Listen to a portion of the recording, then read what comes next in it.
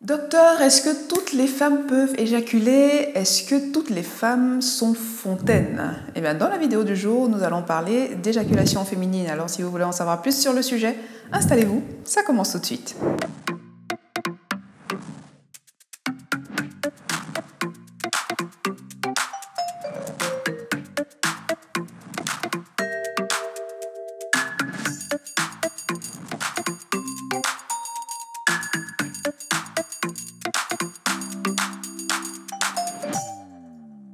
Hello my people, comment ça va? Bienvenue dans cette nouvelle vidéo. Pour ceux et celles qui découvrent la chaîne via cette vidéo, je suis Dr Paul Moko et sur le Mac Santé, nous parlons de santé, de bien-être et d'épanouissement sexuel et intime. Alors je vous invite à vous abonner, à activer la cloche de notification pour être prévenu à chaque fois que je poste une nouvelle vidéo. Nous rejoindre sur nos réseaux sociaux, le Mac Santé, sur Facebook et sur Instagram. N'hésitez pas également à télécharger votre cadeau de bienvenue, le e-book gratuit, les 10 commandements d'une sexualité épanouie. Alors, pour celles qui ne cessent de me poser des questions au sujet de l'hygiène intime, des pertes blanches, des saignements anormaux, des infections, etc., vous pouvez retrouver mon livre que voici, Bien dans ma fleur, torride sous la couette, sur Amazon. C'est un livre dans lequel je vous ai mis l'essentiel de ce que vous devez savoir pour comprendre les phénomènes de votre santé intime et démarrer votre vie sexuelle en toute sérénité. Comme ça, nous pouvons rentrer dans le vif du sujet. Bien, parlons de sexualité, parlons d'éjaculation féminine. Vous avez été nombreuses à me poser la question de savoir est-ce que toutes les femmes peuvent expérimenter l'éjaculation féminine? Est-ce que toutes les femmes sont fontaines? Alors, dans la vidéo d'aujourd'hui, je me suis proposé de décortiquer, de répondre à votre question, mais avant d'arriver à la réponse finale, j'aimerais quand même que vous compreniez les différents phénomènes, parce que le phénomène d'éjaculation féminine et de femme fontaine, ce n'est pas tout à fait la même chose, hein? Bon, déjà, c'est quoi l'éjaculation féminine? Eh bien, l'éjaculation féminine, c'est l'émission d'une petite quantité de liquide, vraiment quelques millilitres à peine, un liquide qui provient des glandes de Skene ou glandes para-urétrales. Ok? C'est quoi les glandes de Skene? Les glandes de Skene, si vous voulez, ce sont des glandes qui sont situées entre l'orifice vaginal et l'urètre. Urètre qui est le conduit qui permet de vider la vessie et mettre l'urine vers l'extérieur.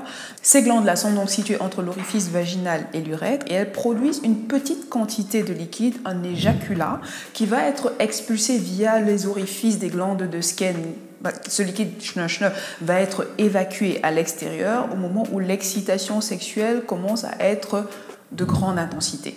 Maintenant, pourquoi est-ce qu'on parle d'éjaculat? Est-ce qu'il ne s'agit pas simplement d'un liquide de lubrification classique qu'on est en train de confondre? Ce n'est pas tout à fait la même chose. Déjà, il faut savoir qu'au moment de l'excitation, au début de l'acte sexuel, quand on commence à être excité, etc., les glandes de Bartholin qui sont situées dans la partie inférieure de la vulve avec des orifices des glandes de Bartholin qui sont situés plutôt en bas au niveau de la vulve de part et d'autre de l'orifice vaginal, les glandes de Bartholin vont produire un liquide de lubrification qu'on appelle la cyprine, qui va, comme je l'ai dit, lubrifier la vulve, la partie génitale, bêtement. Les glandes de Skene, par contre, sont situées beaucoup plus au niveau supérieur. Comme je vous l'ai expliqué, vont libérer un liquide lorsque l'excitation est suffisamment élevée. Quand on a analysé ce liquide justement qui a été émis par les glandes de Skene, on s'est rendu compte que ce liquide contient le PSA. PSA qui est une hormone qui est sécrétée par la prostate chez les hommes. Maintenant, est-ce que ça veut dire que les femmes ont une prostate elles aussi?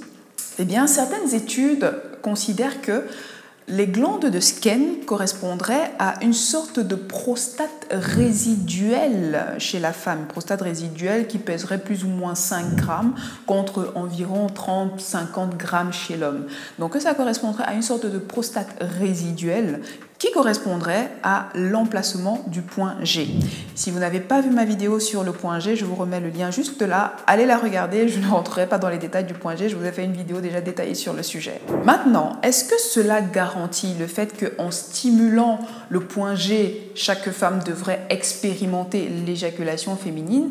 C'est difficile à dire, c'est très difficile à dire. Déjà, premièrement parce que, comme je vous l'ai dit précédemment, ce sont des quantités au moment de l'éjaculation féminine, ce sont des quantités tellement faible que c'est difficile de distinguer, c'est difficile de sentir, de voir ce liquide, parce que ce liquide, effectivement, vient se mêler au liquide de lubrification. Ça, c'est la première chose. La deuxième chose, c'est qu'il faudrait vraiment cibler où se trouve le point G, ce qui n'est pas forcément exactement la même chose chez toutes les femmes. Donc, il faudrait vraiment être au fait de son anatomie, de l'anatomie de sa partenaire pour savoir où se trouve le point G. Troisièmement, parce que pour arriver à un niveau d'excitation suffisamment élevé, cela nécessite qu'on soit dans un environnement sécure, de confiance, de complicité, mais surtout qu'il y ait une sorte de besoin de plaisir partagé aussi. Ce qui n'est pas toujours systématiquement le cas. C'est difficile de garantir qu'en stimulant le point G, on va forcément aboutir à une éjaculation féminine à cause des 3 facteurs que je viens de vous citer. Mais du coup, on parle d'éjaculation féminine, c'est quoi le phénomène de femme fontaine? C'est l'émission d'un liquide par l'urètre, donc un liquide qui proviendrait de la vessie, qui serait synthétisé par les reins, mais qui ne serait pas de l'urine. Okay. Et l'émission de ce liquide surviendrait également à un moment où l'excitation serait suffisamment grande que pour provoquer une émission de ce liquide en jet ou que sais-je. Voilà.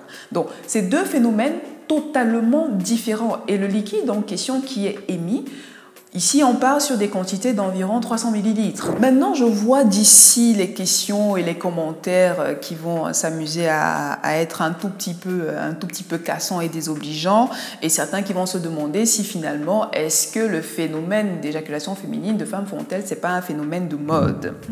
Alors, c'est vrai qu'on en parle de plus en plus, c'est vrai que les films pornographiques ne tarissent pas de scénarios et d'imagination pour faire fantasmer autour de ce phénomène, mais il faut savoir que l'éjaculation féminine, c'est un phénomène qui date de bien longtemps.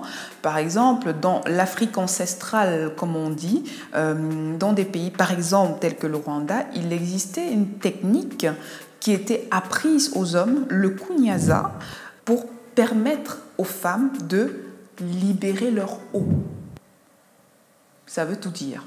Donc, en gros, on ne réinvente pas la roue, il n'y a rien de nouveau sous le soleil, ce n'est pas qu'un phénomène de mode, c'est juste qu'on en parle de plus en plus maintenant, mais c'est quelque chose qui existe déjà depuis Mathusalem. Voilà. Maintenant, à la grosse question, est-ce qu'il faut absolument éjaculer pour expérimenter le summum du plaisir sexuel? À mon avis, non. Certaines femmes ont exprimé que une fois qu'elles ont expérimenté le phénomène d'éjaculation féminine, leur sexualité a pris un autre tournant qui se voulait positif, et c'est très bien. D'autres femmes n'ont jamais expérimenté, ne se sont jamais souciées d'un quelconque besoin d'éjaculation et ont été très satisfaites d'un point de vue sexuel. Donc, selon moi, ce n'est pas un objectif à rechercher au risque de se mettre une sorte de pression de performance qui, je l'ai déjà dit à maintes reprises, est un obstacle à une sexualité qui se veut épanouie. Donc, à mon avis, si on veut arriver à expérimenter le summum du plaisir, il y a déjà largement de quoi faire pour expérimenter, pour explorer notre propre sexualité, toujours quand on part dans une optique de plaisir partagé. Et à ce moment-là, qui sait, peut-être que vous expérimenterez une forme d'éjaculation féminine. Donc, vivez votre sexualité sans vous mettre la moindre pression autour d'une quelconque éjaculation féminine. Voilà, c'est la fin de la vidéo. Dites-moi en commentaire ce que vous en avez pensé. Dites-moi en commentaire ce que vous savez déjà de l'éjaculation féminine ou bien du phénomène de femme fontaine. Peut-être que je n'en ai pas parlé, peut-être que j'ai omis de mettre des choses. Il y a toujours plus dans 2 têtes que dans une, alors n'hésitez pas à me mettre ça en commentaire. Je serai ravie de les lire. Partagez la vidéo à quelqu'un que ça pourrait aider, que ça pourrait intéresser, afin d'accroître les connaissances au sujet de notre sexualité, n'est-ce pas? Abonnez-vous si ce n'est pas encore fait. Et quant à moi, je vous dis à très vite dans une prochaine vidéo. D'ici là, prenez grand soin de vous et à très bientôt. Salut!